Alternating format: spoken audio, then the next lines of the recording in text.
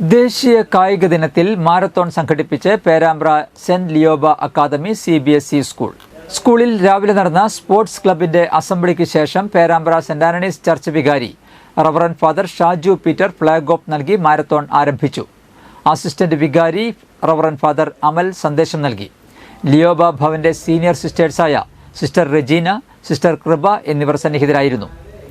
Service റോഡിലൂടെ കൊടകര ജംഗ്ഷനിലേക്ക് നടത്തിയ മാരത്തണിൽ principal, vice principal, sisters, teachers, വിദ്യാർത്ഥികൾ എന്നിവർ പങ്കെടുത്തു. കായികാധ്യാപകന്റെ നേതൃത്വത്തിലാണ് ദേശീയ കായിക ദിന പരിപാടികൾ സംഘടിപ്പിക്കപ്പെട്ടത്. മാരത്തൺ കൊടകരയിൽ എത്തിയതിനു ശേഷം ചേർന്ന യോഗത്തിൽ മികച്ച ഹാൻഡ്ബോൾ കളിക്കാരനും വേൾഡ് കപ്പ് ഇന്ത്യൻ ടീം അംഗം കൂടിയായിരുന്ന ജെനിൽ ജോൺ വിശിഷ്ടാതിഥിയായി പങ്കെടുത്തു. കൊടകര ഗ്രാമപഞ്ചായത്ത് പ്രസിഡന്റ് അമ്പിളി സോമൻ മുഖ്യാതിഥിയായി സംസാരിച്ചു.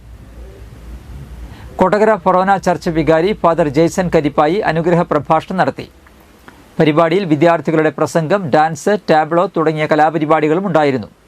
പ്രിൻസിപ്പാൾ സിസ്റ്റർ ജെയിൻ മാത്യു, കായികാധ്യാപകൻ Azharuddin TS, school leader Kumari Anna Rose Jijo എന്നിവർ സംസാരിച്ചു.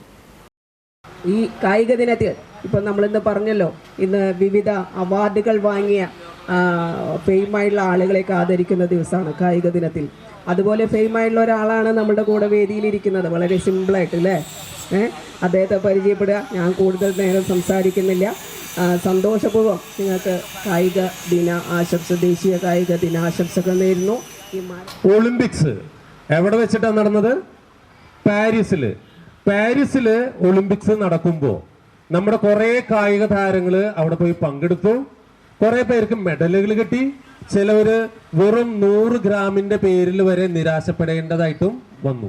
നിങ്ങൾ കേട്ടിരുന്നോ? അതെല്ലാം നിങ്ങൾ കണ്ടിരുന്നോ കളികള്?